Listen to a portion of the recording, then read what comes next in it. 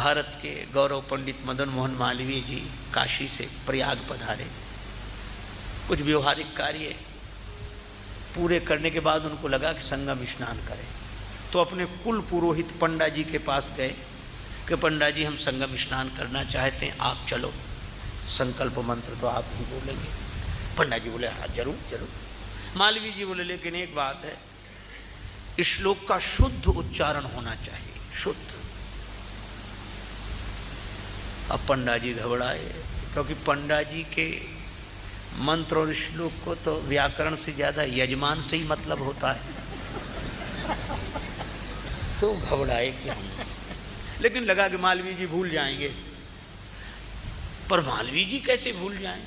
बैठे तो रास्ते में फिर बोले, पंडा जी याद है वो शुद्ध श्लोक?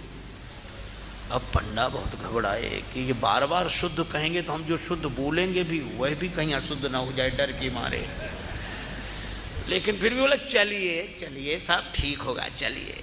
गए, अब संगम में खड़े हुए तो पंडा जी ने सोचा कि मालवीय जी भूल जाएंगे, लेकिन संगम में खड़े होकर मालवीय जी फिर बोले याद है शुद्ध मंत्र शुद्ध श्लोक। अब पंडा को एक उपाय सूझा। पंडा जी बोले मालवीय जी सो तो सब ठीक है, लेकिन आप कहाँ खड़े हैं? मालवीय जी बोले संगम में। किन किन का संगम है? गंगा जी, यमुना जी, सरस्वती, तीन का संगम। पंडा ने पूछा मालवीय जी गंगा जी कहाँ है? मालवीय जी ने कहा ये गंगा जी है। और यमुना जी कहाँ है? बोले ये यमुना जी है।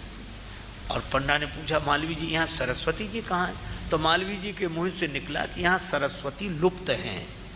तो पंडा तुरंत हाथ जोड़कर बोला कि मालवीय जी जहाँ सरस्वती लुप्त हों वहाँ आप शुद्ध श्लोक के उच्चारण की बात कर रहे हैं।